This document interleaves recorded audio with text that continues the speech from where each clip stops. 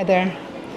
So it's afternoon in Paris, late afternoon, and I just went dancing in the afternoon milonga in a little cafe nearby that looks very much like we're in Buenos Aires. Tiny little cafe.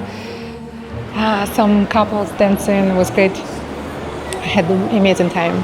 I wrote my book all morning, and I decided to reward myself with a little bit of dancing tango. And there was this very interesting moment. I was dancing with this gentleman who was leading me, and his hand was really heavy on my back, and it was hurting me. He kept pushing me with his hand, and felt really uncomfortable, and it felt like he was yelling at me. You know, when somebody asks you to do something and they yell you in your ear. I can't stand that. Like, I will not do things if somebody talks to me like that. And so the same in dancing, that's how it felt. And so I gathered my courage and I asked him to soften his hand. And I told him that I will follow him.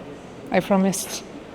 I tried to be very nice and joke about it and kind of soften the blow of criticism. But it didn't work.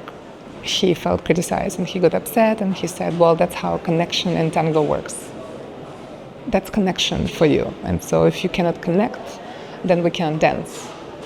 And so we stopped dancing, which is a very big deal in tango. There are four songs that we dance together. And we then pause and then we change partners. But if somebody really doesn't like dancing with someone, then they will stop in the middle. And so we stopped, and I went and I sat down. And I sat down next to this woman who is an amazing follower. I danced with her before, and we started talking. And so she noticed that this happened. And she said, oh, you did good. You established your boundaries, and you respected yourself, and you took care of your back and of your body. And I thought, oh my goodness, this is so true. And I felt guilty that I did that. She's like, no, don't feel guilty. It's okay, you did it softly, and he had the chance to change and he didn't want to. And I said, well, he said that this is what the connection in tango means. And she was like, honey, connection is never suffering. Connection never means suffering. Right.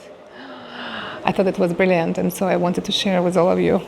Connection never means suffering. So, how often do you do that? I do that. I will stay in connection with someone even if my boundaries are crossed in order to stay in connection, because I am such a connection geek. Like, I want to connect with people and I want to stay no matter what sometimes. And I'll try not to do that. Connection doesn't mean suffering. Yeah, all right, I'm going to go walk around more.